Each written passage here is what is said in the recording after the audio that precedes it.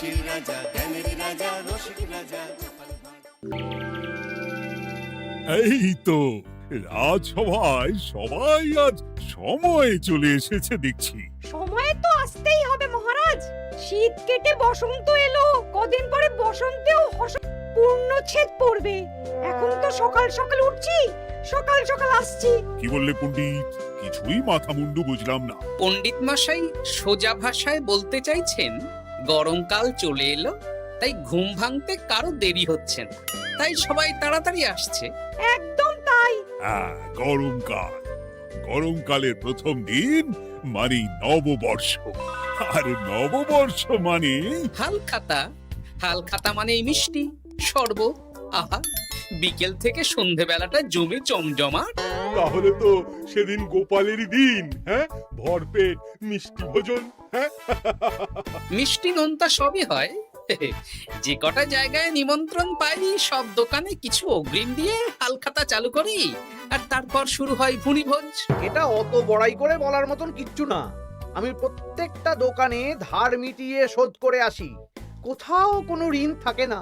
নতুন বছর নতুন জীবন, দেশ বিদেশ থেকে যে কত নিমন্ত্রণ আসে সে আর কি বলবো।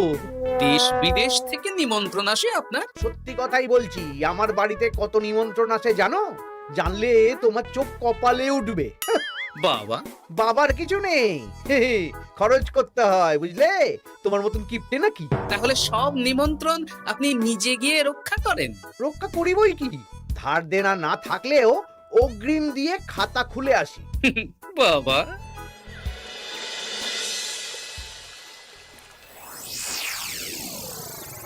তোদের একটা কাজ করতে হবে। কি কাজ বলে ফেলুন? তোরা উঠতে বসতে গোপালকে জিজ্ঞেস করবি, কি গোপাল, কটা হাল খাতার নিমন্ত্রণ পেলে?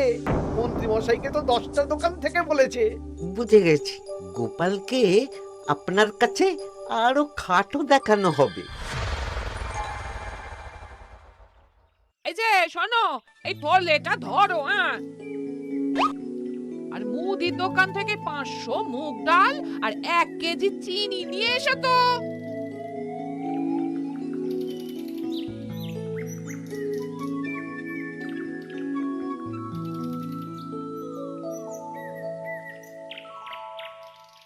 আরে গোপাল চন্দ্র যে, তা কোথায় যাওয়া হচ্ছে? নিজের বাড়িতে যাচ্ছি। আমি তো আর তোদের মতন বাউন্ডুলে নই যে দিন রাত রাস্তায় রাস্তায় ঘুরে বেড়াবো। সামনে তো পয়লা বৈশাখ, সেদিন কেউ কি বাড়ি বসে থাকবে? কেন? সেদিন আমি কোথায় থাকবো না থাকবো সেটা আমার ব্যক্তিগত ব্যাপার, তোদের কি? না না, আমাদের আর কিছুই না। তবে এবার তো মন্ত্রী মশাইয়ের কাছে ইতিমধ্যেই 10টা দোকান থেকে নিমন্ত্রণ পত্র চলে এসেছে। তাতে আমি কি করব? না না না না, আমরা জানতে চাইছি ওই তোমাকে কতগুলো দোকান থেকে নিমন্ত্রণ করলো গোপাল? গোপালকে ভয়ে কোনো দোকানে নিমন্ত্রণ করে না। এই, সেসব তোদের বলতে যাবো কেন রে? বলবেই বা কি করে? একে তো কিপ্টে, নিশ্চয়ই হাল খাতায় কোনো অগ্রিম দেয় না, আর মন্ত্রী মশাই অগ্রিম দিয়ে দিয়ে ভরিয়ে দেন। কি জ্বালাতন রে বাবা। জ্বলেছে জ্বলেছে, গোপালের জ্বলেছে।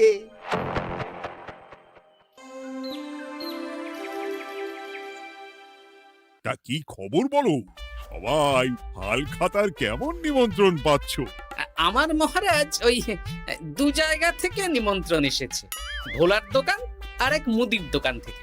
আমার একটা কলমের দোকান থেকে নিমন্ত্রণ এসেছে মহারাজ। মহারাজ, আমার ওই একটা কামারশালা থেকে নিমন্ত্রণ এসেছে, আর মুদির দোকান থেকে। আর মন্ত্রী, তোমার কি খবর? মহারাজ, আমার আপাতত 17টা নিমন্ত্রণ এসেছে। বেশ বেশ। আমি তো আর গোপালের মতন কিপটে না, গোপালকে লোকজন ভয়ে নিমন্ত্রণ করে না। এই এই এই, তোমরা ঝগড়া করো না, আমি যেটা বলছি সেটা শোনো। পয়লা বৈশাখের দিন দুপুর বেলা রাজবাড়িতে তোমাদের সবার নিমন্ত্রণ রইল। সেদিন দুপুরে একটু খাওয়া দাওয়া হবে। বাহ, তাহলে তো বাংলা নববর্ষের প্রথম দিনটা জমে যাবে। একদম। কিন্তু সন্ধেবেলাটা জমবে না। কেন? আপনি এমন কেন বলছেন মন্ত্রী মশাই? কারণ এই হাল খাতায় তোমাকে কজন আর নিমন্ত্রণ করবে বলো? যতজনই করুন না কেন, আমি অগ্রিম দিয়েই আসি। সে তুমি পেটুক বলেই যাও, কিন্তু এবারে তোমার থেকে আমি অনেক বেশি নিমন্ত্রণ পাবো। আবার শুরু হতে চলেছে। এই তোমরা থামো। পণ্ডিত, নববর্ষের দিন রাজবাড়িতে পুজো হবে।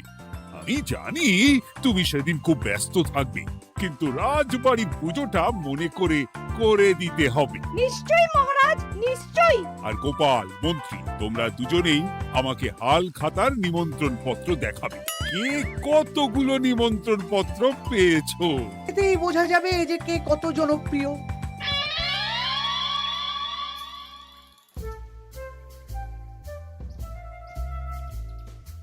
কি গো, তুমি সেই তখন থেকে পায়চারি করছো যে?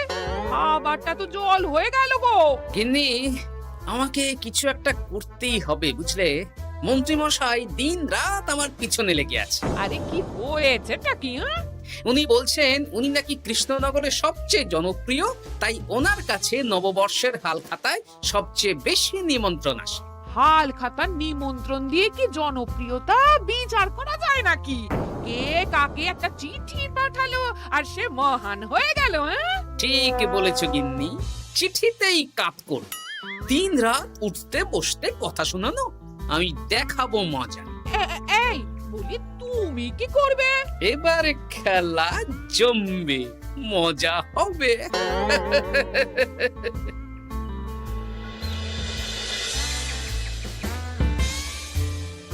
কাজ হয়ে যাবে তো? হ্যাঁ হ্যাঁ, হয়ে যাবে গোপাল দাদা, কোনো চিন্তা করো না।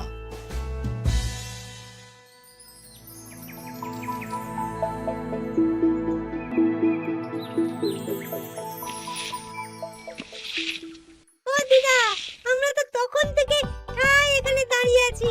দাদু কোথায় গো? তোদের দাদু আসছে আসছে, বলি এক্ষুনি চলে আসবে। হ্যাঁ, এই তো চলে এসেছি। বলো দাদু, এত সকাল সকাল তুমি আমাদের ডাকলে? এই নে, এই নিমন্ত্রণ পত্রগুলো মন্ত্রীকে দিয়ে আয়, আর বলবি যেমন বলছি তেমন কর, কোনো বাড়তি কথা বলবি না। মন্ত্রী মশাই আমাকে অনেক অপমান করার চেষ্টা করেছে, এবার আমিও মজা দেখাচ্ছি। হ্যাঁ, ঠিক আছে দাদু, তুমি যেমন বলছো আমরা তেমনই করছি। চল তাহলে মন্ত্রী মশাইয়ের বাড়ির দিকে যাই।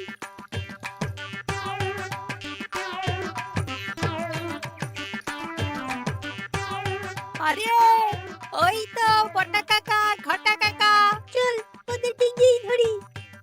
এই যে বটা কাকা, ঘটা কাকা, তোমরা ভালো আছো? হ্যাঁ আছি। তা তোদের জন্য কি লাভ? না, লাভ লোকসান নেই, আমরা তো উপকার করতে এলাম। উপকার? তোমরা হলে মন্ত্রী মশাইয়ের খাস লোক, তাই ভাবছি কথাটা তোমাদের বলবো না মন্ত্রী মশাইয়ের কাছে সরাসরি গিয়ে বলবো। কি কথা? একটা লোক এসে মন্ত্রী মশাইকে খুঁজছিলেন, আমাদের জিজ্ঞেস করলেন মন্ত্রী মশাইকে আমরা চিনি নাকি। তা তোরা কি বললি? বললাম চিনি।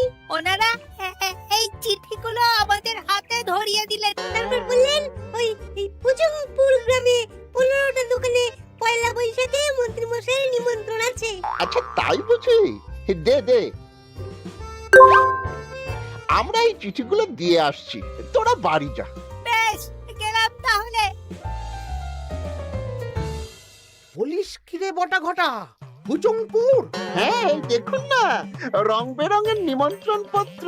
বাবা, জন্মে ফুচুংপুরের নামই শুনিনি, যাওয়া তো দূরের কথা, তাও আমাকে পয়লা বৈশাখে নিমন্ত্রণ করেছে। তার মানে আপনি কত জনপ্রিয় ভাবতে পারছেন? হ্যাঁ, অতুলনীয়, অভাবনীয় জনপ্রিয়তা। এই আনন্দে আমাদের কিছু খাওয়ান। এখন কি খাওয়াবো? নববর্ষের দিন তো অনেক মিষ্টি পাবো, সেদিনকে প্রাণ ভরে খাস। বেশ, আপনি তাহলে চটপট নিমন্ত্রণ পত্রগুলো দেখে নিন। এ কি, মন্ত্রী এখনো এলো না যে? হয়তো উনি খুব ব্যস্ত। যাই হোক, শোনো গোপাল, তোমাদের তো আগেই বলেছি এবছর রাজবাড়িতেও নববর্ষের দিন লক্ষ্মী গণেশ পুজো হবে। হ্যাঁ মহারাজ, তা তো বলেছেন। তা তোমাকে একটা দায়িত্ব দিতে চাই। বলুন মহারাজ, কি দায়িত্ব? তুমি মৃৎশিল্পী ভাইয়ের সাথে দেখা করে একবার খোঁজ নিয়ে আসবে প্রতিমা বানানোর কাজ কত দূর হলো। আচ্ছা মহারাজ, হে আর এমন কি কাজ, আমি আজকেই খবর নিয়ে নেব। ক্ষমা করবেন মহারাজ, আজ রাজসভায় আসতে একটু দেরি হয়ে গেল। কেন আজ হঠাৎ করে দেরি কেন? কি হয়েছিল তোমার? জ্বর, বমি না পেটের ব্যামো? জনপ্রিয়তা মহারাজ, আমার জনপ্রিয়তা দিনের পর দিন বেড়েই চলেছে। হুজুমপুর রাজ্য